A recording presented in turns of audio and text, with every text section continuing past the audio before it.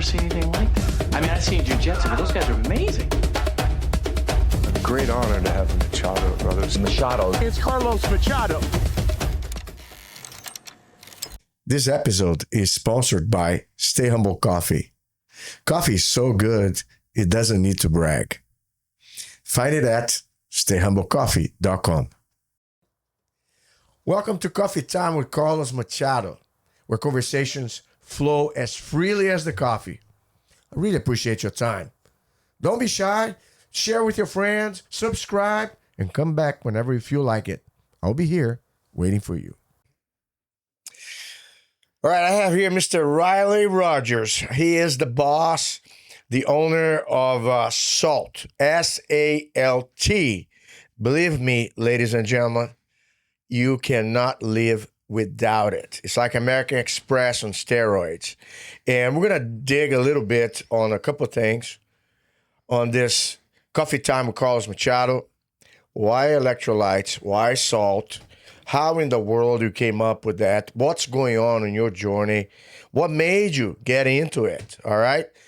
We might dig on the science too, because I want to talk about the bad stuff out there. Not trying to put any dark lights on Gatorade or anything like that. But man, we got to talk about what not to, right? Sure. So, Mr. Riley, it's a pleasure to have you here in Dallas, Texas at our podcast room. And I just want to ask you, why in the world salt? Man, that's a big question. Let's go back. I hope you have time. I have plenty of time. If not, we'll do more episodes. But let's start with this, okay?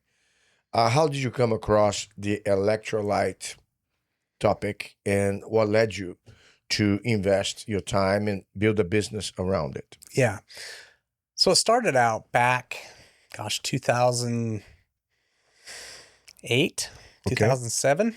I was training for a half marathon, and I was out on a run one day, and I was expecting there to be a hydration stop mid-run. And it was a 12-mile run. It was a hot day. It was about 85, 90 degrees. And I was out on this run. And when I got to the turnaround 6 miles in, I had been out of water for a few miles, and the station was not open. And so I couldn't refill, and I had to run back to the previous one. And so I had 5 or 6 miles with no water on a 90-degree day.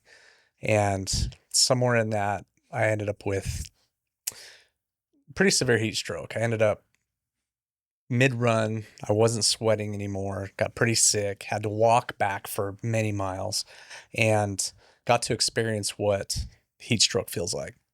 It took me 6 months to recover from it. The race I was training for, I wasn't able to do. It was a pretty big setback in my athletic world. And so that was my first experience with dehydration. Fast forward. Before you go in, people sometimes have no idea how dangerous and debilitating heat stroke is. I had an experience in 170 in Louisiana in the humid summer out there on a warehouse with no AC. But go back to the heat stroke. That does not feel good, and it can actually kill you. It's very dangerous. And so on the race, normally, nowadays, I guess it's more established that the stations are in place. So for hydration, the competitors, they don't have to gamble. It's there for them. You might have even people that might come to them if need be, right? Yeah, so, the aid stations are available during races, but this was training, right? I was just training. Oh, you're training. Yes. Oh, okay. Sorry, I missed that part right there. But just kind of run me through for people out there. What does it mean when you're not well hydrated in a race? Yeah. So you're asking kind of what heat stroke is? So what are the risks? So there's a couple risks. And I came to learn this later, partly because I got sick doing that. But there's becoming dehydrated, and then there's becoming diluted. Okay, and they're both dangerous, but they're opposite ends of the spectrum. And so what we see a lot of is in the athletic world, hydration is becoming more known. Mm-hmm. But what that means is it's still an uphill battle for us in the electrolyte world, in that people are drinking massive amounts of water. and they're sweating like crazy, but your sweat is not water. Yeah. Okay. So to drink water doesn't really replenish what you're losing. It actually washes through. It washes through and it dilutes your system. And so this is just a fun fact, but electrolyte means electrically conductive mineral. Okay. In our formula, we have sodium, potassium, calcium, magnesium, zinc. They're all electrolytes, and they're all electrically conductive metals, if you view it that way. Yep. And that your fluid in your body has to have these metals in them for those electrical signals from your brain to get to the parts of your body where it... Right.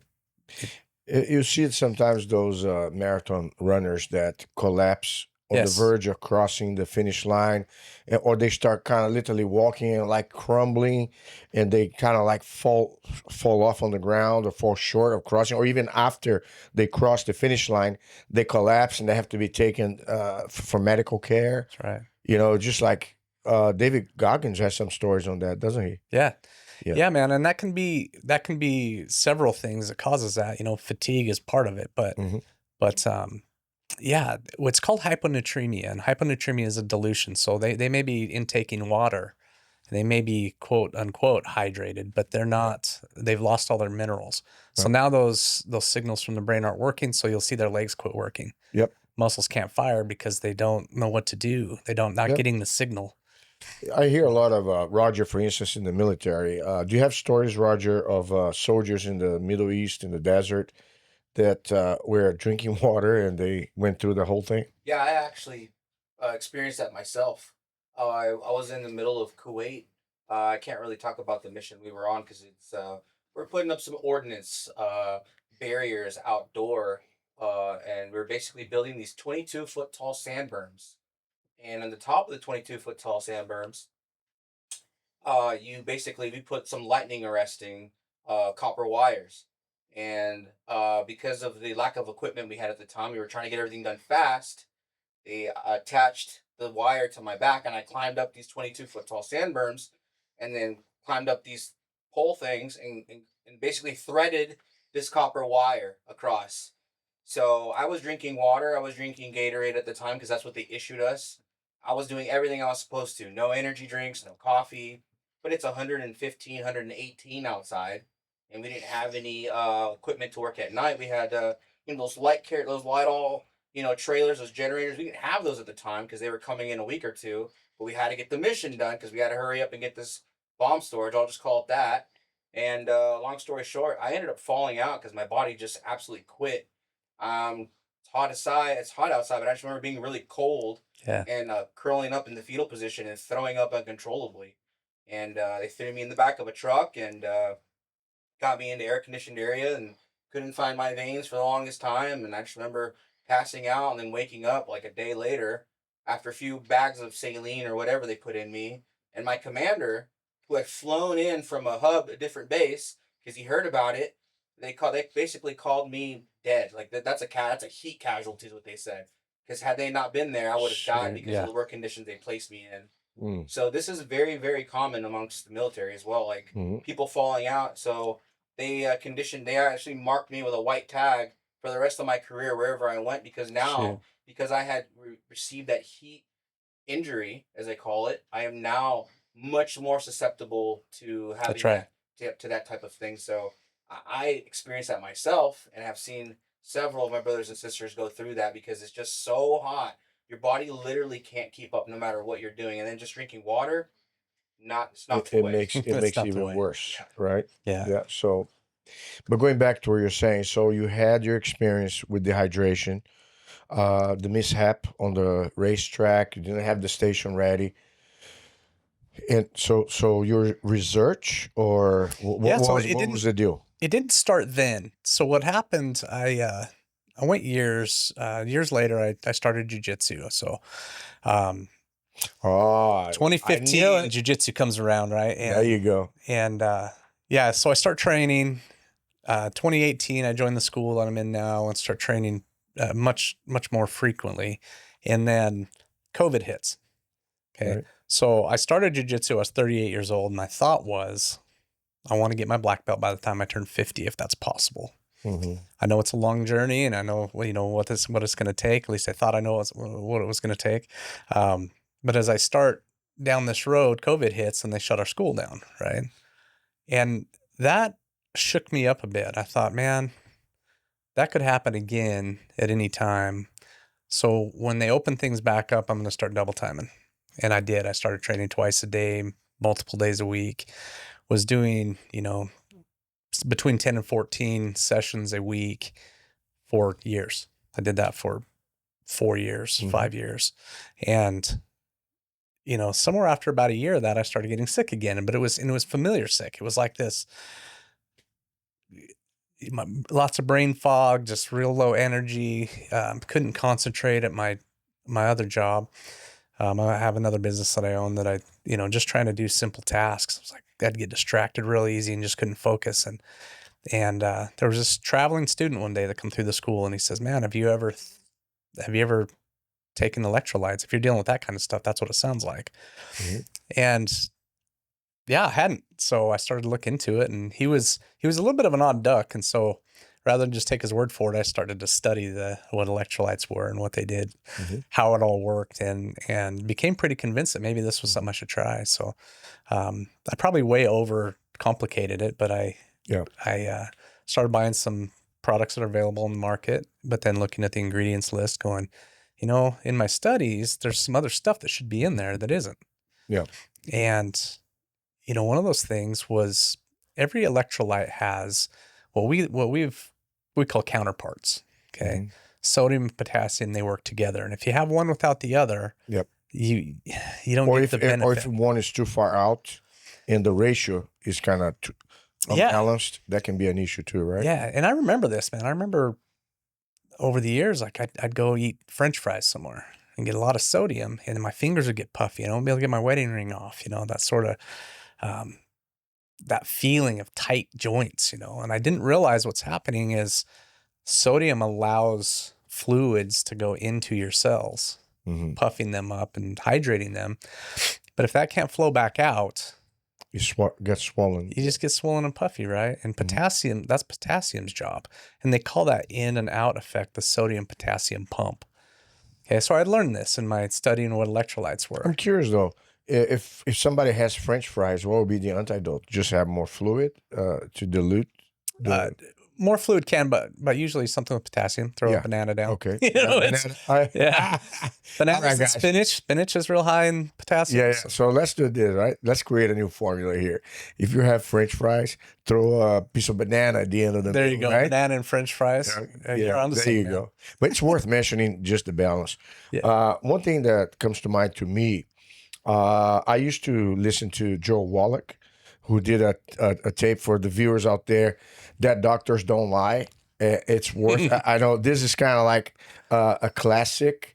You learn more about nutrition and mineral supplementation than anything I ever came across.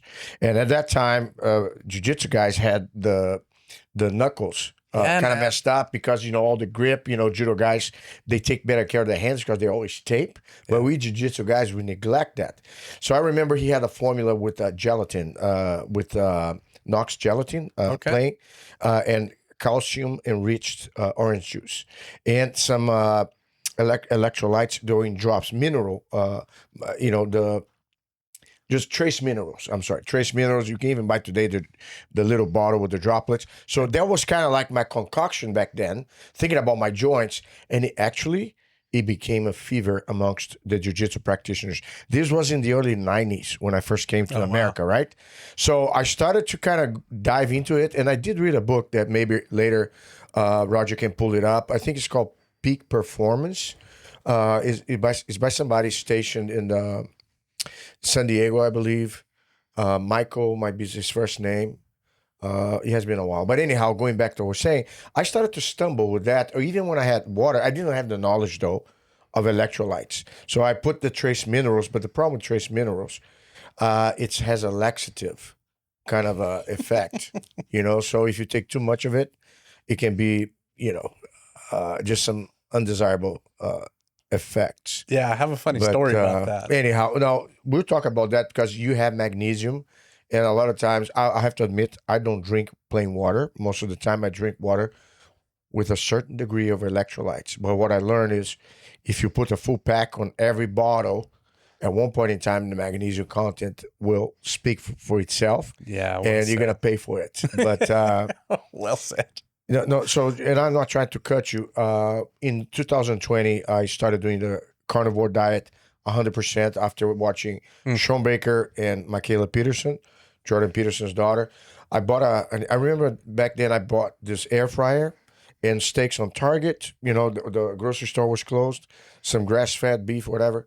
And I started to do it, and what I noticed, you lose so much water, like fluid, in your body when you start doing the carnivore. It's very diuretic, right? I started to cramp like crazy. And then somebody, a friend of ours, came to me and said, hey, if you're doing the carnivore, by all means, you have to take this package. So I was introduced, and ever since, I became steady on my use of electrolytes. So just kind of sidetrack on what you're saying. That was my parallel experience right there. Yeah. But let's go back to you. So you got your race, you researched, you didn't like the ingredients. Talk about the ingredients though, because a lot of times I see people taking Gatorade, Powerade, and I'm not trying to just say generic brand, just so we don't target anybody. I know the RFK Jr. is banning some of the dyes, the food dyes, and probably will affect whatever ingredients they have. But I think their contents, they don't have as much sodium, nearly as much sodium or potassium as some of the products that I see, including yours. Yeah. They're more legit, but they have a lot of the bad stuff that is not good for you at all. Yeah, there's it's an interesting thing because when you're dealing with different markets, right? If you have a product that's sitting on a shelf, it has to be pretty, it has to be appealing to the eye. So that's where a lot of those colors come in. The color has no other function. Right. So they'll put dyes. Entice you. Yeah. It's enticing. Yeah. It's pretty red or blue or green, whatever it is, but there's no redeeming value to it other than that. It's just, it's eye candy. Right.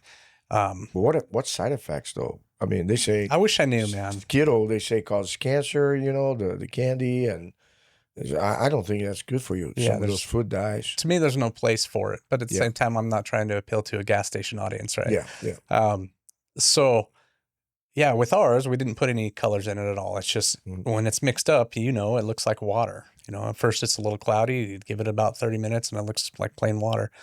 And to me, that's a bonus, right? Right. Stevia is our sweetener. Stevia it comes in many different grades, right? Okay, so you're talking about an additional ingredient that you add that has been subject of some controversy nowadays because unfortunately with food ingredients you have the good, the bad, and the ugly. So when I talked to you about stevia, I had my research done, and a lot of the original stevia sweeteners that are being used out there in different products came from China, and they had a high incidence of other things mixed up to it that were not the quality that I believe we should have. So can you kind of make comment on that, please? Yeah, so stevia is a leaf extract, right? It comes from a plant. It comes from Brazil, too. Brazil has a bunch of it. Does it? Okay. Roger, can you check there where stevia comes from originally, the stevia leaves? Because I'm curious. I'm not sure if it's India or Brazil. Come on, man. It has to be Brazil. Come on. Brazilian Jiu-Jitsu and stevia. Now, let's see here. Yeah, well, he looks that up. We'll talk. But stevia comes in different grades, and it comes in different percentages. And it'll come in South America. Hey, Brazil's in South America. Brazil, Paraguay, Argentina, and Brazil. Give me 5, Roger. Come on. Yeah. All right. I love it. All right. So it's a pretty little plant, right? Yeah. So you have different grades. Yeah. So when you see stevia on a label, it just says they all say the same thing, but you've got to know the generic brands compared to what you get. Yeah, it might be a 50% filler to stevia ratio, right? So what the heck do they fill that with? That's a good question. Okay. That's a good question. I don't know. And it's not always. Hey, that's somebody. What's the filler that goes in with stevia? What are the fillers that commonly are added to stevia? And if you ever had a lower grade stevia, they taste bitter. It's kind of I got an noticed aftertaste that when you too. put on the coffee, it sucks. Yeah. I'm trying not to nail down or okay, so Yeah, maltodextrin. There you like go. erythritol, is that how you pronounce it? Inulin, maltodextrin, Yeah. and dextrose. Wow. So it's almost like they label stevia, but they put a bunch of other stuff. There's a bunch of other stuff in it that's not listed, right? And you see that pop So up. it's not every once in a listed? while. It's not listed. That's right. That's right. The Truvia is one of them that they have a. Do you have the Truvia ingredients by any chance? I think Or the- that's like a sugar. I don't mixed think it's with- proprietary. Truvia label ingredients. Truvia. Oh, Truvia. Yeah. Truvia. products. Yeah. Yeah. No, not flavors. Products. Yeah. Stevia. Oh, you see that? erythritol in some Oh, cases. man. In some cases, chicory, root fiber, monk fruit. Yeah, is monk fruit any good, or is that too It much? tastes good. Yeah. Yeah, no, I think it's that's a more quality sweetener too. benign. Is a more benign one. But anyhow, I'm not trying to kind of go on a rabbit hole. So This is fun, I'm man. intrigued because this is the deal. I preferably like the no flavor electrolytes. I want to have as little as I can of anything that deviates me from my focus. I just want salt and the other minerals needed for the electrolytes. I can't wait for you to get that going. Yeah, that's coming. Because it makes me be at peace, But talk about your stevia. Why is your stevia better than anybody? You don't have to disclose trade secrets, but No, this is make me easy, man. comfortable. It's a Yeah. 99.9% pure stevia extract. And so the only thing, that 0.01% that's left in there is a little bit of plant fiber from the plant itself. Oh, wow. So ridiculously expensive. You're talking nearly $1,000 per pound of that this stuff costs to buy because it's so purified.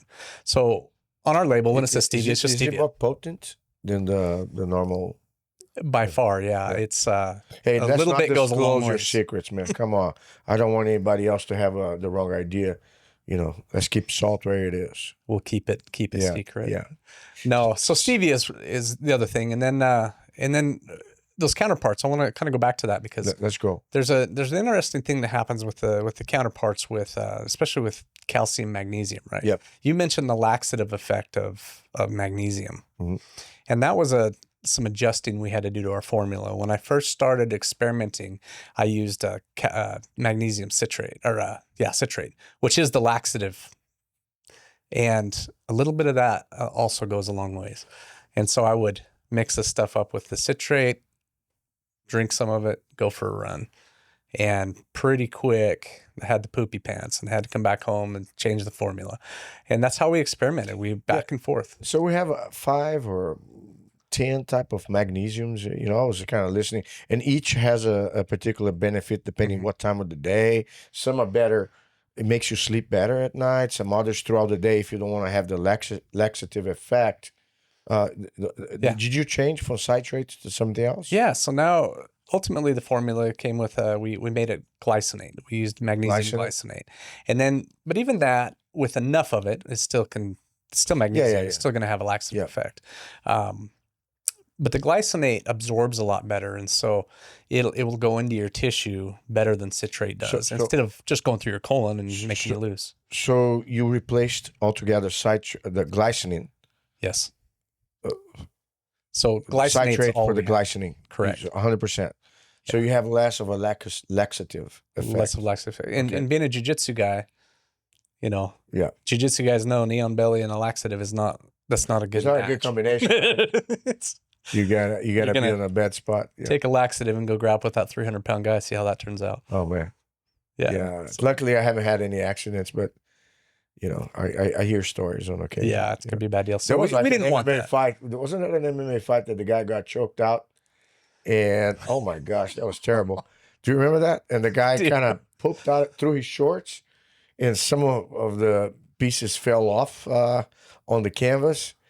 And I don't know what wasn't that was not the UFC, was it? I think that was another promoter. Yeah, that Oh was man, seemed but like a that was smaller show. ugly, ugly. Yeah, so That we must didn't want been- that happening, right? We didn't think that would be a good Yeah, image I for mean, us. And I know it happens on occasion. I think bad refereeing could be a cause because if the guy's passed out, the referee should have an eye for it. For sure. Uh, Justin Kish empties. That's a different one right there. Justin Kish You're the empties the best, gas Roger. You tank just while pulled that up, defending. man. Just boom. She pooped during her UFC fight. Oh no! Are The you one I'm serious? thinking of was a guy. Yeah, I remember that was like a little chubby guy. That's That's right. That's yeah. right. But Whole series. Why these MMA fighters poop themselves? yeah. Let's not worry about the poop. Yeah, that's okay. So in the order of hierarchy on your electrolytes, I mean, you got sodium, potassium, magnesium, calcium, magnesium, and so on. Yeah. Yeah. Well, and so then one of the things we wanted to do, let me back up a little bit because calcium is an important part of this thing. Uh-huh. There are products out there in the electrolyte market that have magnesium, but they don't have calcium. And there's an interesting thing that happens with these nutrients. Magnesium will find calcium. Yeah. Okay. It has to because they're counterparts. And if you're ingesting a bunch of magnesium without having a calcium component, Yeah, a counterpart, it goes in and leaches it out of sources your own within your system, body. So it's yeah. going to find it in your bones generally. So you get depleted of your own calcium if you only take magnesium by itself. This is correct. Unfortunately, this is the truth for a lot of minerals. Yeah. Is they come, even vitamins, they come in pairs. So yeah, that's a good. Coffee does that. It steals the calcium of your body. So we have to watch out for this, right? And when you're looking at an ingredients list, make sure those counterparts are there. And I think that's important. And that was important to us as we're designing the formula for this. And it does have a ratio, right? You have to have like 2-to-1, or sometimes even or approximate. Yes and no, because there's only a certain amount your body's gonna take, and the rest of it is gonna flush out. Yep. It's going to. Let me adjust that a little bit there, Roger. How's that? Is that better? Anything excess, you just pee it out. Right? Yep. Minerals are pretty easy for your body to deal with. One of the other things we found out, and this was it was an accident. It was a happy accident, but it was an accident. It was we wanted iodine in our formula, right? Which are very needed. We are deficient. Yeah, athletes especially, man. Yeah, I mean, yeah. most people are deficient, but athletes to a high degree. What would iodine benefits be? I know. On your perspective, how it was way more than I thought. Right, everything from the nervous immune system issues, immune system. Yep. Yeah, and when you're dealing with thyroid stuff, Yep. Chronic fatigue can be a big issue with that, and so the importance of iodine became apparent. Not because I just wanted to see it in there. I had no idea until I was studying the other minerals, and we're looking at this white paper data sheets. I started to see this recurring theme: athletes and their blood work and what it looked like. And I'm like, man, they're all iodine deficient, and no other formula has that. But I have a question though. The iodine, is the presence of iodine more for a deficiency issue, or is that it integrates and makes the mix of all the other ingredients altogether better for the intended effect of the electrolytes? So why would you in the world put iodine? What difference does it make having it and not having it? The difference was this: because athletes were so deficient, and it's just such a common thread. I thought it needed to be in there. That was all it was. So it was not necessarily that will make a difference on the electrolytes effect in terms of hydration. You're trying to anticipate. Now, would iodine, and I'm kind of playing the doctor's question here, would it create a situation where if you take that and on top of that you take iodine supplements on your own, Would that create an overconsumption of that, or It's possible. is there any disclaimer in regards to that, It's- or any effects that you can consider for warning people that Honestly, I don't know if what effects too much iodine has. It's the only thing in our formula that's not considered an electrolyte, right? Okay. It was in there again because I happened upon this data. I'm like, man, Okay. somebody needs to stick this in there, and so it might as well be us.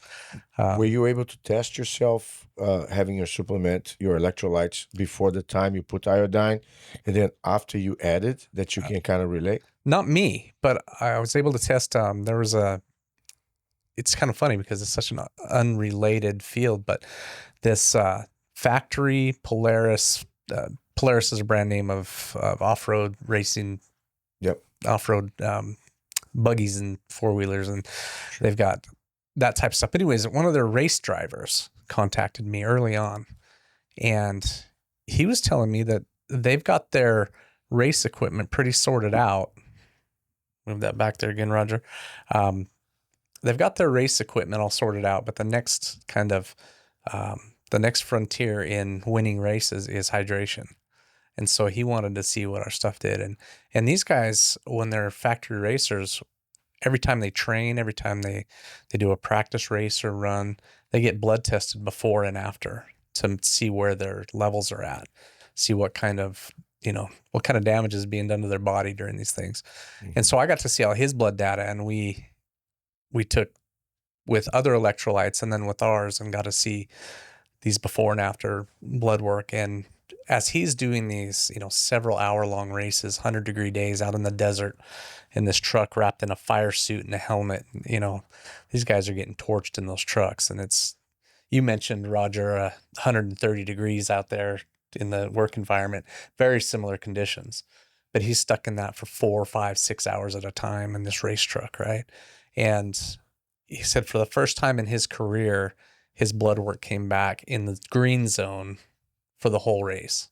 And he got out of the truck saying, man, it was the first time I've ever not had a headache and not been sick to my stomach and dehydrated, because he'd drink a serving of salt before he got in the truck, one during the race, then one right after. And so we got to see that actual scientific data with our product. And it was fantastic. But you said the iodine was relatable.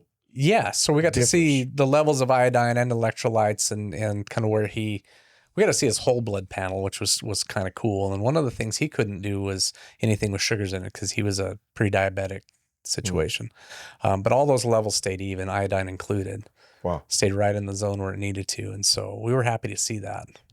Well, I tell you what, for me, electrolytes has diminished a lot my cramps. Yes. And my energy level either throughout the day or markedly at night. In the evening when you're done with your shift, you're done with your teaching, and you come back home and sometimes you feel like a zombie. Oh my gosh, I'm falling asleep on my on the wheels and stuff. It could be a blood sugar fluctuation. It could be not eating enough. Try to keep my snacks at hand.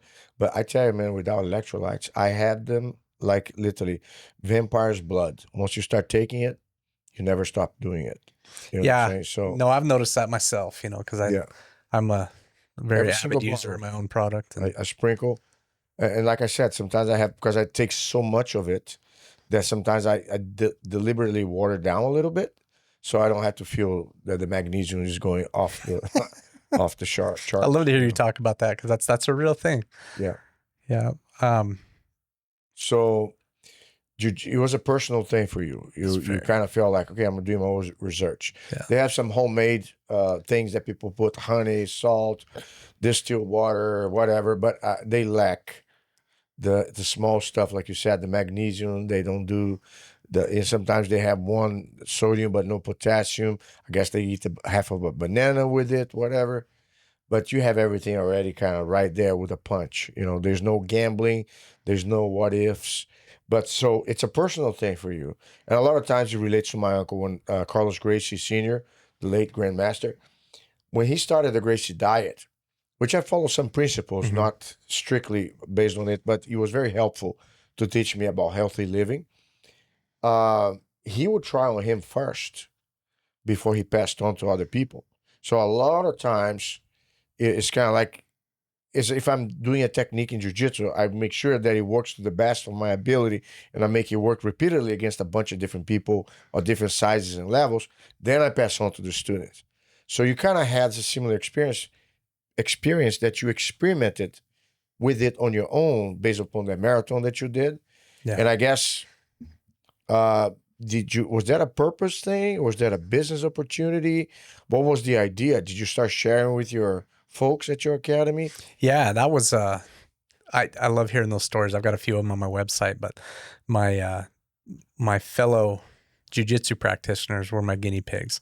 So I was my own biggest guinea pig, but it was all my jiu-jitsu buddies. So it became like a backyard business until you invested it to be a business? Yeah, it wasn't a business at all. It was just me mixing stuff up because it was working well for me. And then I started to feed it to the guys down at the gym, and they were having some profound effects from it, going, man, you ought to take this to market. You know, Paul Newman. Yeah. You know Newman's Zone? Uh-huh. Yeah, that was the same thing. He started to do his wife, the salad dressings in the backyard. Yeah. And then share with the neighbors and everything. And hey, why don't you put that on the store and this and that? And then Newman's Zone was created. It was bought for hundreds of millions of dollars at a later time. Isn't that crazy? It's wild. Yeah, that's a cool story. Yeah, I think you have to spread the good, So, okay, so you started to do in your own backyard, pass on to your teammates. When did that become a real business? We started to pursue it. It's been recent. Yeah, right? when we hit the market system about 1.5 years ago from now, when we formally went on sale, there was about a 2.5, little more than that, of a development process making I mentioned getting magnesium levels right and figuring out what ingredients we wanted in there. Flavor development was insanely difficult. That does not come with an owner's manual. And so it was a lot of back and forth. We went through with a spreadsheet and all my jiu-jitsu buddies, and I would send samples home with them with some homework. They'd fill it out and tell me if they thought the formula needed more flavor or less flavor, more sweetness, less sweetness. And they would help me. I'd take the average of what everybody said and put that all in a spreadsheet, adjust the next version based on that, and come back at it. And I did that 30 or 40 or 50 times. It was over and over and over to get these flavors right. And our goal was, we wanted it to be very clean feeling in your mouth. Because when you're working out hard and you get that film, yeah, and that cotton mouth kind of feel, and it happens a lot in jiu-jitsu. It happens a lot with cyclists and runners and triathletes and stuff. We wanted that not to be a thing. And if you'll notice, I don't know if you and I have ever talked about it, but salt goes down very clean. Mm-hmm. And that was part of the development of that. And then we wanted the flavors to taste more like fruit and less like candy, right? Mm-hmm. A lot of these drinks are... Yeah, almost like sugary. They're like sugar, yeah. And they do leave a sticky film. The flavors are really strong. And so we wanted them kind of mild so it didn't make you salivate and leave that film. So all those things were important design features for us. Mm. And man, I feel like we hit it. It's all those features are noticeable to people when they try our stuff. So. How many hurdles you had to go through establishing the business? Was that an easy process or? No, it was insanely difficult. I had no idea what I was in for. And, I think every business is sort of that way. When you start something, if you knew everything that was going to take place, how difficult it would really be, it probably wouldn't start most businesses. Is it regulated by the FDA? It is heavily. Yeah. Okay. All the manufacturing processes, the labeling requirements. I mean, when you look at our box, the size and the shape and the font that is used, the size of every letter is all dictated by the FDA. Holy crap. We use fruit extract, for example, for our flavors, right? Well, fruit extract is in the natural flavors category. Okay, natural flavors means a lot of things, but the requirement that to stay within FDA compliance is that we put natural flavors on the box. I wanted to put fruit extract because natural flavors can be positive or negative. Fruit extract is a good thing. natural flavors may not be, but they require we put natural flavors on there. So you have the good and you have the bad kind of flavor. Right. And they're all labeled the same. They're all called natural flavors. Really? Yeah. Even when it's artificial or stuff like that? And the tough part, Carlos, was watching how many products on the market will just ignore that and they'll put fruit extract on theirs. They're technically not compliant. They're relying on the fact that they probably won't get caught. But I didn't want to be in that boat, man. So we went by the book. Risk, right? Yeah. We went by the book, and it was there's all those types of hurdles. You're asking, what's involved in this. Learning all that, hiring consultants and learning FDA regulations it was amazing. It was, I'm looking back sort of fondly on it because I learned so much, but you just don't know what you don't know. And so I was wading into an area of complete blindness, had to learn every step of the way. And it was interesting. It was a lot of fun, but it was a long You're process. like what, 3 months? 3 years old, your business? We've been on the market a year and a half. So, okay. But there was altogether with the research and the experimentation. Four almost. About 4 years. Yeah, it's 2.5 years of. So it's about 2 years of getting prepped and another 2 years in business. Roughly, yeah. Right. Yeah. So has it been a good experience from the start? Like you, for instance, you have the Jiu-Jitsu community. I saw you first at PGF. By the way, folks, go on the YouTube of PGF, Professional Grappling Federation. Check out Brandon and Zoltan's brainchild. That thing right there, I swear to God, it's so exciting. We can talk more about that, but that was the first time I met you. Correct. Was 2 seasons back when you were there and you had the packets all being distributed. And man, I was it did save my life because me and Roger, when we went there, we weren't prepared. Like we didn't have any mules with us, any hydration, whatever. And I was going after the coconut water and what's the name again? Once Upon a Coconut. Once Upon a Coconut. Shout out to them. And your electrolytes. It made my day. I did not feel depleted at the end of the day, despite of the long freaking hours, man. Vegas, you're literally a vampire there. You are daytime into a hotel. By the time you open your eyes and see through the window, it's dark as can be. And yeah, that's real down there. The dehydration in Vegas is different. Yeah, it just kind of sucks it out of you. Yeah, it's very subtle, isn't it? Yeah, it catches you quick though. Yeah, I feel a lot of that. I remember back in the old days when I used to go to BJJ tournaments, the IBJJF format, and a lot of times, I guess they were not sometimes as organized as some of them are now. That you have a particular schedule where things start and they're expected to finish. I remember we'd arrive there early in the day and leave late at the day, and the dehydration was very obvious. I felt like I had no energy left. I did feel refreshed, having, especially the mango, which is my favorite. But you're going to still name after me, the Machado mango? Machado mango. So my point is, you have a community of jiu-jitsu practitioners as it is. How helpful has it been to start the process amongst your teammates? And then I saw you at a tournament. How does that translate into building your brand and spreading your message faster? Jiu-Jitsu is amazing, man. It's a much smaller world than you think it is, when you're in it. By the way, PGF, yeah, that's an amazing event. It's exciting. I've been geeking out on PGF since the very first one. It's entertaining. Yeah. And so to be there, to meet you, to meet all the other just legendary guys that were there, I was just happy to be there. Yep. I was in Nerdville, but just sitting here like, that was a family reunion. That was the greatest thing ever. Yeah. Right there, man. Yeah. But then to hear the consistent feedback that would come from the athletes and how they felt using our product throughout the event. Did they take some of your supplements? Did you provide? Most of them did. I didn't get a chance to really sit down with each one of them, and ask if, but a lot of them, probably 3/4 of the guys there, I got to sit and pick their brain and say, how did you feel with it? And then the messages kept coming in from these athletes for weeks after the event, just like, hey man, wanted you to know this helped with these things. Cramps were a big one, just the overall recovery, staying hydrated. Like, man, I felt good after the entire event. I just feel great that the night and the next morning. And so we kept getting this feedback from these world-class athletes, and that was amazing. I just, to me, it was flattering because we put just a ton of work into this product. And, you know, to then take it to market and see people appreciate it and feel a difference, even from other electrolyte products, that makes me feel good. You know, I really enjoy that. I can tell you this, when I travel with Roger, we have a trip coming up in New York in a little over a week from now. And he always has the electrolytes with the different flavors. And sometimes, you know, I run out of it. I said, Roger, do you have some electrolytes? Here, Carlos.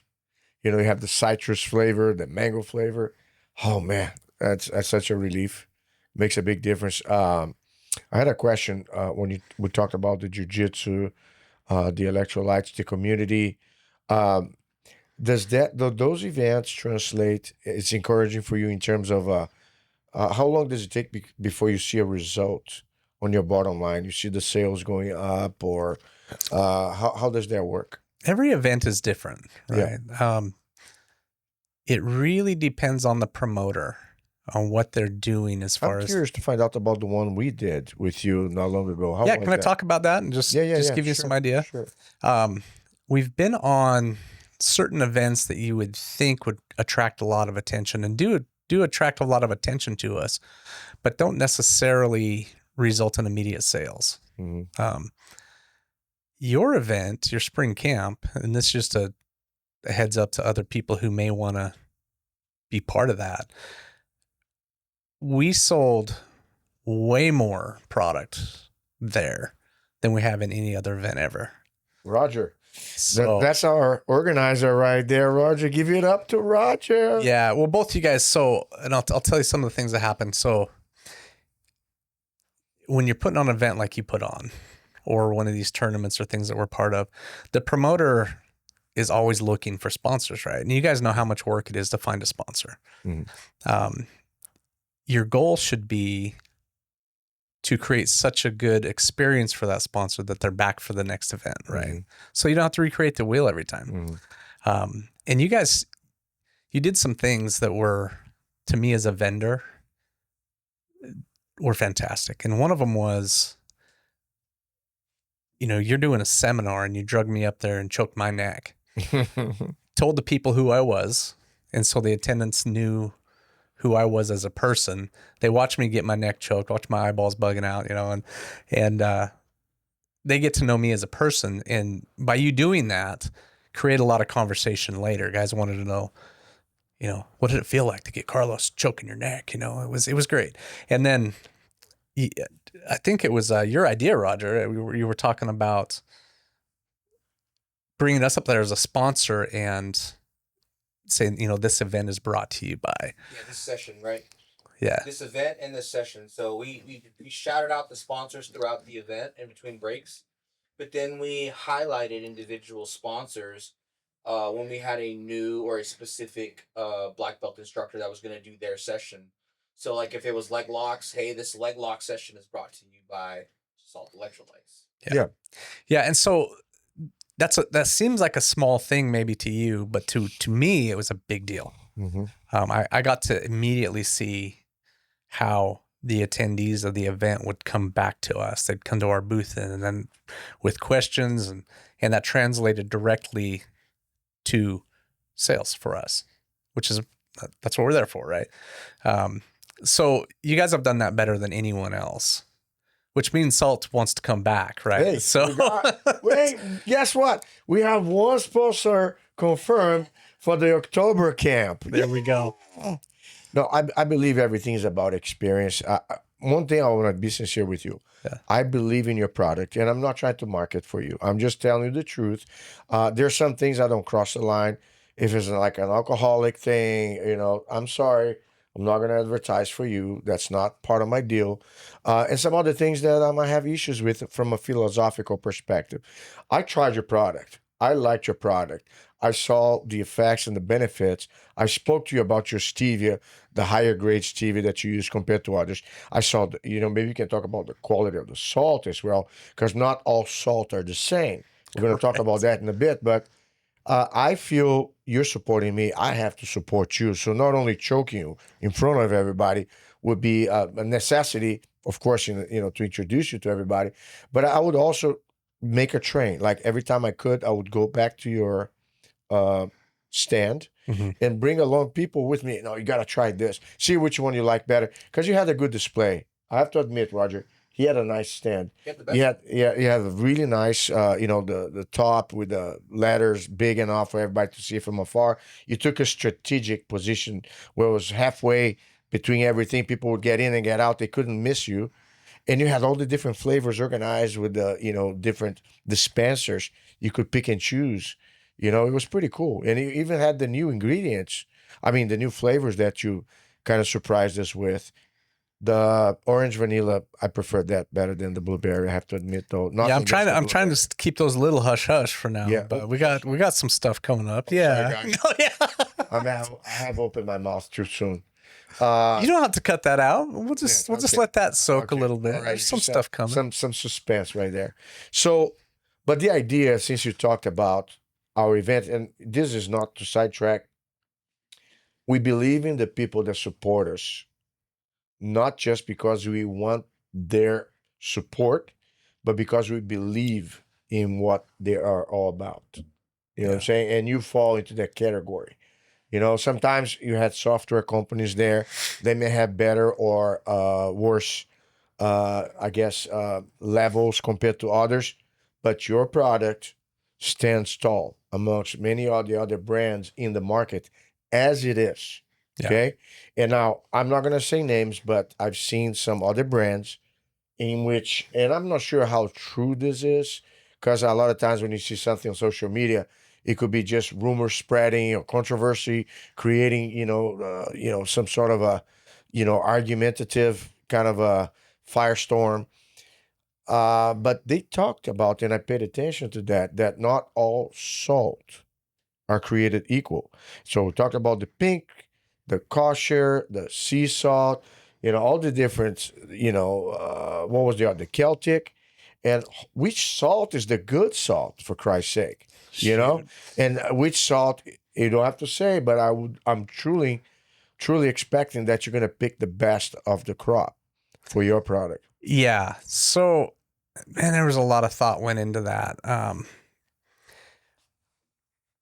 When you're talking salts, there's two sides to this coin. Sometimes there's too big of a deal made of it. Okay. Mm-hmm. Whether it be Celtic or Himalayan or whatever. We do use a sea salt, but my motive behind using the sea salt, and ours comes out of an ancient lake bed in Utah. I'm not going to name the brand name, but it's a sea salt from a non-modern day lake, right? It's from a historic lake. And Gotcha. So you're not getting all the modern day contaminants in this thing. They say even seagull excrement can be on the sea salt that people normally harvest from beach areas, right? Yeah. It's just like, man. These products are what made me want to use a sea salt was the smoothness of it. Sea salt, if you ever try it next to table salt, the table salt bites. It's got a real pungent, salty hit, where sea salt's just more mild. It's got a more mild profile. Mm-hmm. And so we wanted that, but then I didn't want a modern day sea salt with all the modern day pollutants going into it. So I picked this. So on the salt though, you have some of the ingredients that sometimes, like the regular table salt, they put anti-caking, should talk about that, ingredients and stuff. And then you always, it kind of sucks because you're having something that you think, okay, this is salt, this is plain salt, there's the good salt. And it's not what it is. What's your thought there, or what's your input? So I hate that kind of thing exists, because there are things added to products you would never even think to ask the question if there's something else in there that you don't want, right? An anti-caking agent is a big deal. One of the questions I get with our product is why do we use those single serve packs and not like a tub that would be maybe more economical, right? Right.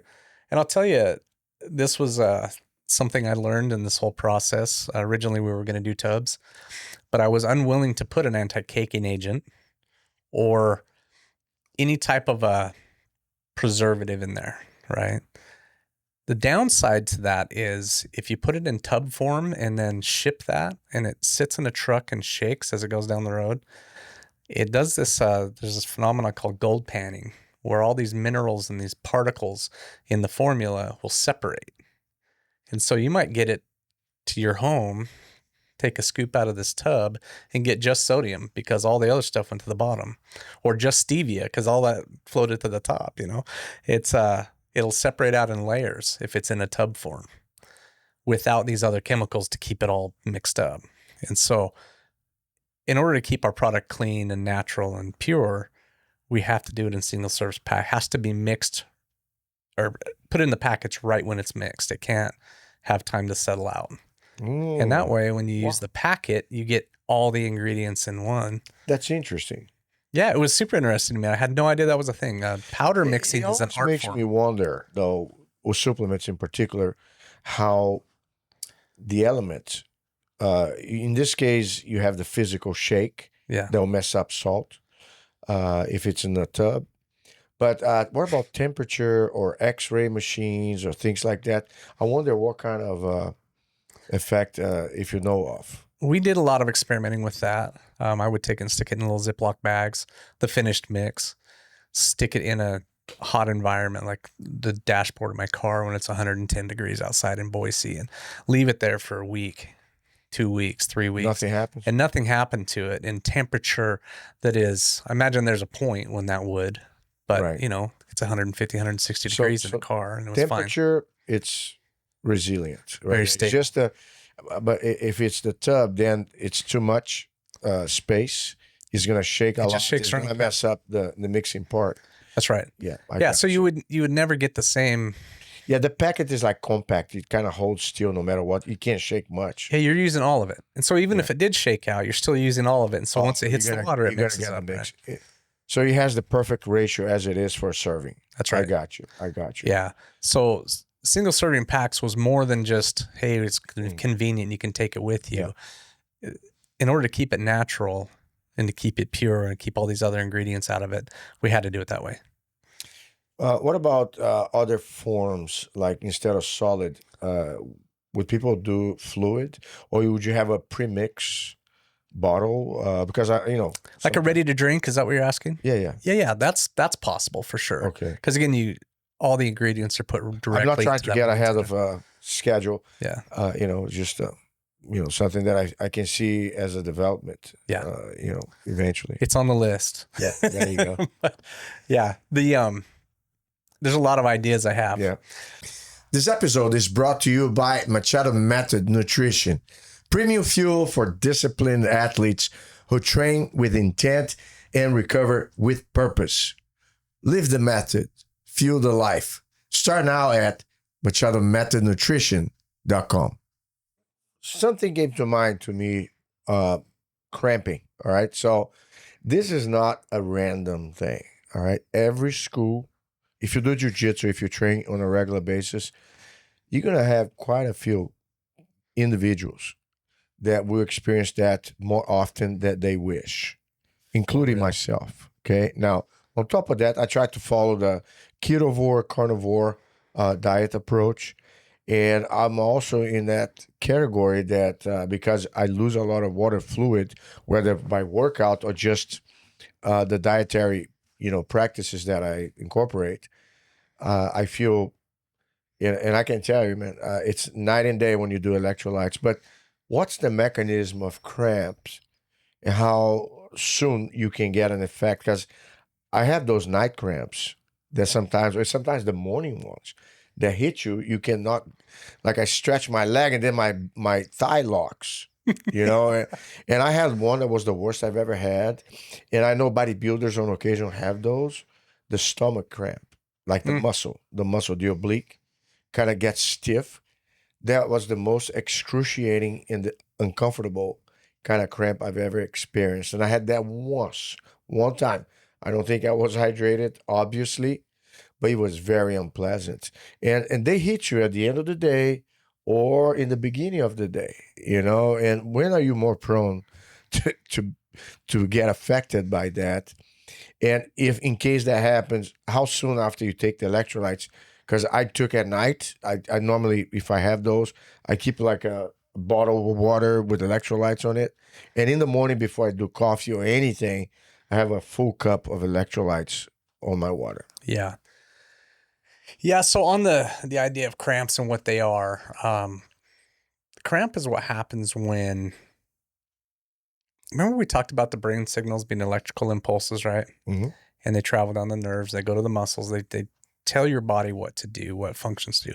A cramp is what happens when the signal comes to your muscle to flex for some reason, but the signal to release doesn't make it. Okay. So that muscle will flex, but the signal to release doesn't make it. So now it's locked up and it just stays flexed. Doesn't know what to do. It's just kind of going, well, you haven't told me to release yet, so I'm going to hold on. And that generally happens after heavy exercise, work, fatigue starts to set in, the sweating, the mineral depletion happens. People are, again, trying to rehydrate with just water. They'll eventually get some electrolyte minerals through their food, but that takes a long time to get to where it needs to go in your body. So your other question was, how long does it take? I don't have hard data on that. I have anecdotal stuff from guys who use it. And I think of one of our guys, Scott, at our gym, works out real heavy before he comes to jiu-jitsu. And sometimes he'll walk in there and I can see it. He's having a hard time even straightening his arms because they're so locked up. And he's one that will pour the powder directly in his mouth dry and just suck it down with a little bit of water. Are you serious? And I've seen his arms relax in 10 minutes from the time he hits those electrolytes until he's relaxed and can now start to grapple. And so that's the first I heard about putting the electrolytes powder straight in your mouth. Dry scooping with like the gym bros call it dry scooping. Yeah. So does that There's work some too? other more derogatory terms for it, but yeah, that's right. So you can do that way too? You can. I think it's terrible that way, but Yeah. I just drink it. But Definitely not as pleasant. yeah, for sure. There's he's a brave man, but yeah, I've seen it work with him, and then I had countless others now, because we've had, in the year and a half we've been in business, 10,000 people at least that have tried our product and given us feedback, and 10 to 15 minutes seems pretty common for the effects to take place. It brings me to mind. We're in the age of energy drinks. So basically here, we have the coffee here and there. I'm guilty as charged. Sometimes, I like to indulge in my caffeine intake when it's early, mid-afternoon. But I don't feel the slump so much anymore, like in the afternoon after a while, especially after lunch, when you have that threshold before you get back to your activities and your body's kind of like, whatever nap zone, I guess, for some. I do feel different in regards to when I do the electrolytes consistently throughout the day. I feel not only for the cramp avoidance in itself, but I do feel my energy gets more consistent throughout the day. And I can really measure. There's not a time that I don't recall when I didn't take enough hydration that I would go to the academy, let's say in the afternoon, which, 4:30, 5 o'clock.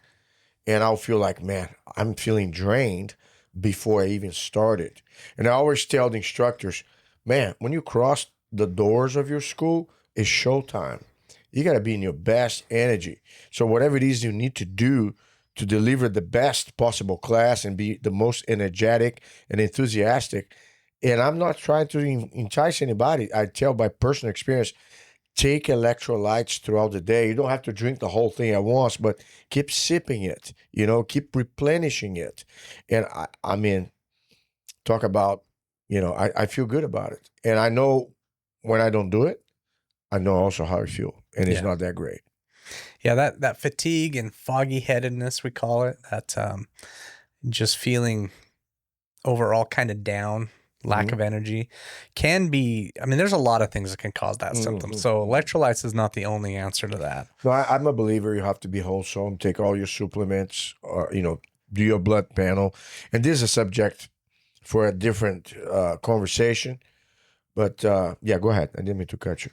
Yeah, one of the things we find along those lines is that if a person is severely deficient on electrolytes, they will feel that lack of energy. Yeah. And we get asked often what is in our product that creates this energetic feeling people get. And there isn't. What this is once you have the proper electrolyte levels, you've now entered back into what we call normal. So you've been depleted and you have this foggy headedness and kind of lack of energy feel. But once those electrolyte levels are brought back up, you're just normal again. And normal feels good when you've been depleted, right? Yeah, well, I'll tell you what, I remember watching Huberman and Joe Rogan talk to each other about their morning routines. And Rogan himself said more than once, the first thing that he does, he gets a full glass of whatever amount of electrolyte, water with electrolytes, get himself replenished. And then he goes about whatever else, if he's going to do a workout, sauna, plunge, or everything else that he adds to it. He definitely mentions the electrolytes. But the thing here that I would like to talk about protocols, if there is like an average that you see that's optimal when people take electrolytes, I'm kind of radical. I tell my students and I tell people, I said, I don't think I drink water by itself, myself. Which you should, by the way. Should or should not? Should. You should? Okay. Well, let's talk about that, can we? Okay, so yeah, but what I do, I dilute the electrolytes instead of doing a full packet. I dilute a little bit. But let's go ahead and talk about that. And maybe I'm too radical here. So one of the things I think gets misunderstood a lot is we talked earlier about hyponatremia and diluting the minerals down too much, right? I don't want to overemphasize that because there's a danger in not having enough water also. If you're just pounding salt water all the time, we'll say salt by brand name salt, and you're not getting enough water with it, you're still not going to hydrate. You're going to have plenty of minerals in your body, but not enough fluid. So water is the main ingredient there. The minerals just allow your body to work. And so there still has to be plenty of water present. What's the fine line? What will be your recommendation? You'll either start feeling that fatigue, you'll feel the foggy headedness, you'll feel the headaches. Headaches are one that comes on. Most people feel the headaches. So when it's they lack get of water, not salt? Yeah. Well, it's both. Okay. But the hydration part of it, the water part of it has to be there. And so generally, and I'll just give you kind of my routine, right, is I'll have 16 ounces of water with a packet of our electrolytes first thing when I wake up. And then throughout the day, I will just drink water all day long because I've already hit that electrolyte threshold. Okay. And then when I go to work out, I'll have a packet for every hour, especially Jiu-Jitsu. Roger, in the off camera, we were talking about Jiu-Jitsu and wrapped in a gi, they kind of sweat. I've weighed myself before and after a 2-hour session of Jiu-Jitsu, and I've lost up to 9 pounds of water weight in a 2-hour session. I'm a big guy. I'm 215 pounds, but you take 9 pounds off in 2 hours. That's a big deal. And back when I was doing 2-a-days, that would happen in the morning. I'd try to rehydrate, do it again at night, and it was too much. It was really causing problems for me. And so 1 packet for every hour on top of the one I had in the morning, right? And then just tons of water. I do pound the water. So you take 2 to 3 packets a day, let's say realistically. Yeah. So early in the morning, then water throughout the afternoon, and then once you go work out again at night, you take. Yeah. Okay. Yeah, I'll take Fair another enough. packet of salt or 2, and Fair then I will pound the water after that also. Yep. Because getting those fluids back in you is super important, and those fluids, you don't want to be just salt all the time. Yeah. That's. I got you. I think I was going too radical then. I'm going to give it a try on your recommendation. Yeah. Now, you mentioned diluting, right? I dilute because of the magnesium part. Because in my personal experience, having every 16 ounce you put a full packet, got 2 or 3 of those in a row, you're gonna feel it. I feel after the second one. So this is another thing too. And do you notice that if it's mixed at full strength, that you kind of stop losing, or excuse me, you start losing the taste for the salt? You kind of want some water, don't you? Yeah, I guess. Yeah. It's I haven't paid attention to it, but it makes sense. Salt has a satiating effect in our body, and we actually have this thing, and I don't know if there's a medical name for it. There probably is, but it's a shut-off switch, basically, that once we have enough electrolyte in our system, it stops tasting good. We want something different. And so then water and fruits and, things that will hydrate us that aren't salty start becoming very appealing. So there's also that concern, hydration versus hypertension, because people always associate salt to being, an agent for hypertension. It can be bad for you if you have too much of it. I don't buy much into it myself. I have my own view in that regard. But what's your perspective on that concern? Yeah, that was one of the things I looked into heavily as we developed the formula, because I'd heard that growing up a lot too. In fact, my grandfather was one of the first open heart surgery patients, and that was a big deal. As I was a little boy, probably 4 years old at the time, I remember him saying that he had to be on a low sodium diet. And so my entire upbringing was sodium, hypertension. I thought they were synonymous. And then I got reading into the data and where that came from. And it was bad science. To just summarize it, it was terrible science. We'll just call it not science. Heavily been debunked. It just hasn't fallen out of the muse. It's still talked about a lot, even though sodium and hypertension are not even, there's no correlation there at all. On my website at goearnyoursalt.com, we have in the frequently asked questions page, I have links to a bunch of literature on that. So the other thing too that we come across, I myself doing the carnivore diet for 3 months, lost 32 pounds, no effort, with or without activity. It was right on. Cramps in the beginning, started doing the electrolytes, felt much better, subsided. But it kind of tells you about the parallels between diet practices and electrolyte needs. Right. So what do you have to say? Because some people that do, let's say, the keto, they do fasting or different things like that, or people that take a lot of sauna, for instance, as detox protocols, how would the electrolyte needs and how would you fill in those needs kind of fluctuate? That's a fun question, because the trifecta of dehydration, oddly, is eating healthy, working out, and drinking lots of water. If you do those 3 things, you're going to be low on electrolyte minerals, because you're eating healthy, which means clean foods, which generally aren't salty foods. Fruit and meat, all this stuff it doesn't come with much sodium, right? You don't get these minerals. Drinking lots of water, you're just diluting your system, right?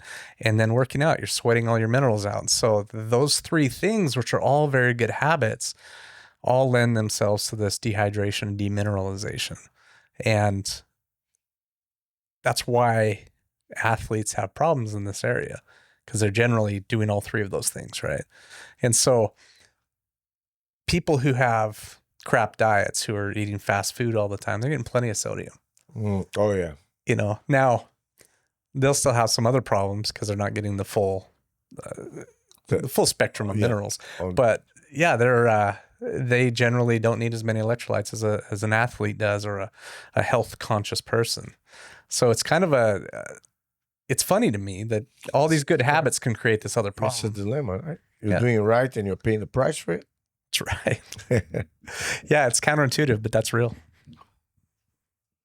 All right, so I guess here right now, for those people, because some people, they kind of try to do it like the home remedy. kind of approach. Oh, Yeah. get some honey with salt and some this and that, and eat a banana with it or whatever for the counterpart, the potassium and the sodium. What would you say to those? Is it easy to, and I'm not trying here to encourage people to, or not to do whatever they can to improve the situation, but would it be also an acceptable practice, or what's your view on it? No, I think all that's fine. Yeah. I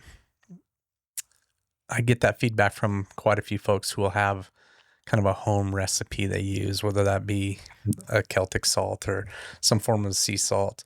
I hear the term trace minerals all the time. Yeah. And trace minerals kind of cracks me up because as I'm looking at the quantities of other minerals within these different types of sea salts, or trace means exactly that. It's trace minerals. There's not enough in there to do you any good at all.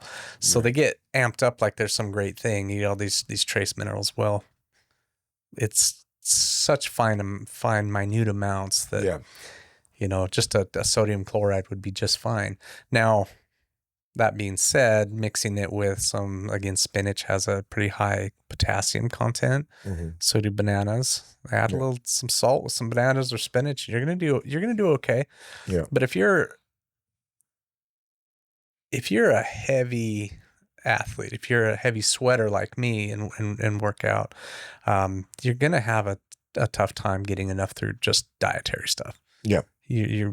A supplement's going to be very helpful. That brings to, I have guys that I know, doctors, very accomplished intellectuals, and they say, oh, taking vitamins and minerals is just like expensive pee.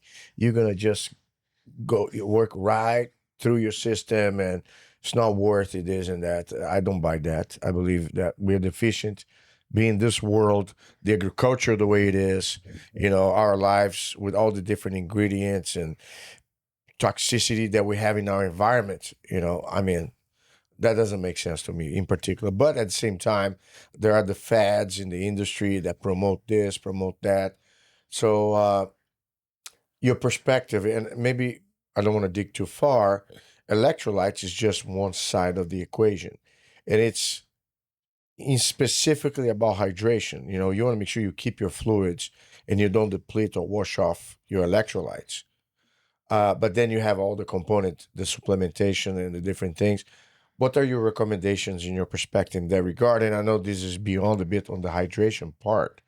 How do you yourself incorporate or take an approach in regards to supplements in itself? As far as what do I take? Is that what you're asking? What? No, what do you take, or what's your view? Like some people say, oh, I will just take electrolytes and that's it.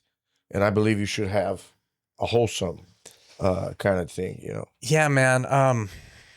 Through COVID, I think vitamin D became a big deal. Because we were all kind of locked in the house, hanging out, doing nothing, not out in the sunshine like we should be. No, I was, because I was just rebellious enough to go do that stuff. But it was most of us, especially if we work a desk job, we're not out in the sun enough. So. So I think vitamin D is a big deal. I take that on a regular basis. And then I like how I feel with B vitamins, man. And between electrolytes, vitamin D, and the various B6, B12, et cetera, those B vitamins, I like how I feel. It makes me more alert, gives me better energy, and I don't get a crash like I would with caffeine. Yeah. So if you're asking what I take, that's about all I take. I don't go crazy on supplements, but man, I noticed a difference with those ones. Yeah. Recently I did a gut mapping, what they call, with a company run by Evan Brand, and I'm not sure if you heard of him. It's somebody that we may discuss about and talk more in detail in a future event. But basically, they collect your specimen and they map out your gut, because the premise is, if your gut is out of shape, it doesn't matter what supplements you take, you're not gonna absorb. So the probiotics and prebiotics, the anti-parasitical approach, the healing of the lining of your intestine, because a lot of times you have leaky gut, gluten intolerance, celiac disease, and you're not even aware of it. and all those things together prevents. So I did that, and I'm about to order the products. I've done already one round, but it's like, remember, Roger, when I was in PGF. PGF, I take a bag of groceries with me because I normally I have the pill counters, in the pill cases, all with each day and how many. But I have to take so many of those that I literally brought the bottles. I didn't have time to kind of prep them, and I take like probably like 50 pills a day. Mhm. You know, All supplements. yeah, of supplements, and I was feeling, it makes me feel great, great, great, great, great. I mean, I can't tell you enough. The only thing I mentioned earlier is I have to kind of spread them out throughout the day. A lot of enzymes, as well, which helps break down. But it's all customized, and then you have to re-examine yourself every 90 days because the profile changes in the course of time Yeah. as you fulfill or eliminate some of your deficiencies. You may have other things that you can take out or include along with it. So it was quite interesting. I do encourage everybody to kind of expand their approach, and and I think that goes a long way. I think we are, no matter what we do, there's always better ways to do it if you figure out what your needs are. But I think a lot of times, unfortunately, there's so much propaganda and marketing, and the supplement industry is not foreign to it. I mean, they just tell you every month, "Oh, take a different product, take a different thing." I do like this approach, though, of taking care of your gut. Yeah. And And anyhow. having a way to gather some real data there, which sounds like you've done. Yeah. So I it's not think, guesswork anymore. yeah. Roger recently had a trip in which he did stem cell and some protocols, right, Roger? To whatever capacity. What was your? And we're kind of going into a tangent here, but I think this is all related. How was your stem cell, Roger? How do you feel compared to before?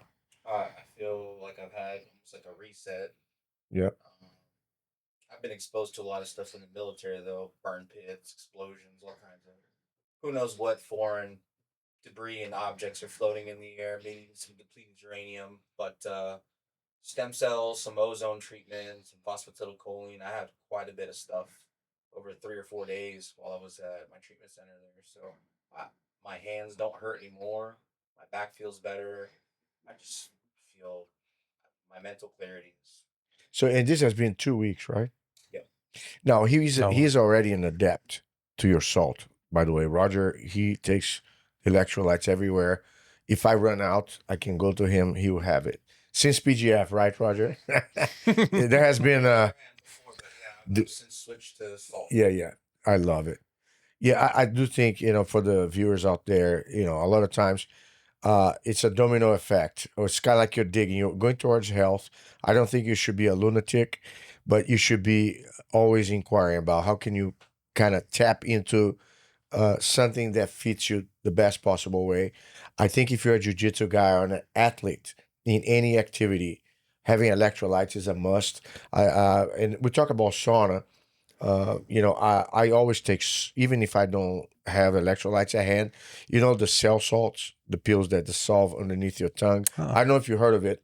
Homeopathic doctors use that approach. They give you like a salt pill. I don't know if it has different elements along Yeah, I other don't know than anything salt, about that, huh? but I've had extensive salt sauna done, through time with me. I've been in the sauna sometimes for hours a day. And I remember that, with the cell salt, I could just run through it and withstand the heat and the hours detoxing.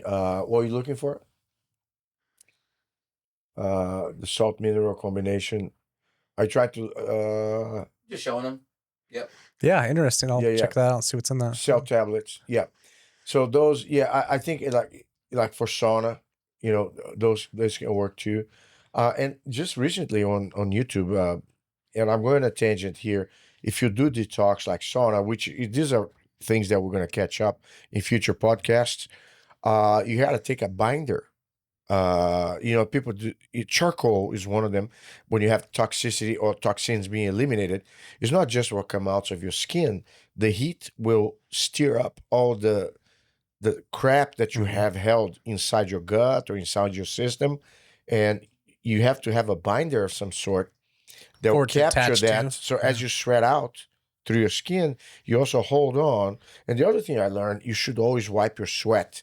Every time you start to sweat profusely, have tons of towels near at your disposal that you can wipe it off, because the sweat, if left at the skin surface, the skin will reabsorb once it dries out. See, this means gi jiu-jitsu is better than no gi, right? Because it's No, I think no, not necessarily. I think that Because the gi absorbs. we should. The gi absorbs the salt. I know what you mean, but I do think though that we should all have towels around us when we're doing no gi. I do believe it. Now, Yeah. whether that's practical or not, Roger, that's a good idea here.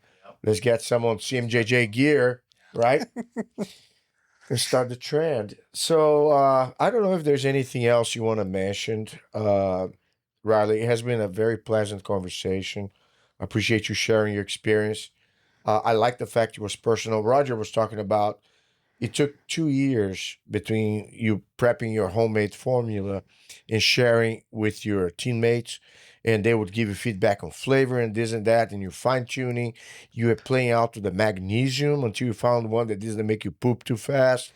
And then from that point on, you decided to launch. And ever since, it has been an adventure in itself. And I know you've been building it up. You've been sponsoring some events here and there. We look forward to having you either a fall or spring camp coming up when we have our next event. Hopefully this podcast will give you enough wind for you to, just kind of be with us and support us as well, when the time comes. But tell me where to find you. Tell me why they need to find you and when and where you're going to be next. Yeah, so we're out there in the jiu-jitsu community for sure. We have, this year, probably 25, 30 different events we'll be part of. So you'll see us in the jiu-jitsu world. Instagram, SALT Electrolytes on there. We mentioned our website. We're going to write down all the resources and display. So Instagram, SALT Electrolytes. SALT Electrolytes, just spelled the traditional way, the SALT. We are, and then goearnyoursalt.com is the website. What's the name of it again? Goearnyoursalt.com. Goearnyoursalt.com. Yeah. Okay. Yep. Great. We try to make that consistent on Salty Electrolytes on every other social media platform. I have one thing here. Yes, sir. For those out there, can I give the code if they decide to? Would that okay? For this podcast for sure. Is that the initials? Yes, CMJJ. All right, guys, you guys listening out there, go out there to goearnyoursalt, is that right? .com, and put CMJJ on the code, and you're going to get some good deals. Yep, the official code is CMJJ15. CMJJ15, ladies and gentlemen. I don't have much to say. I'm going to go ahead and get my electrolyte here. Where's my bottle of water? With my salt. And Riley, let's go now and do some jiu-jitsu. How does that sound? Oh, that sounds amazing, man. Thanks for having me on. You're Carlos. welcome, my brother. It's a Thank you pleasure. for coming. Yeah.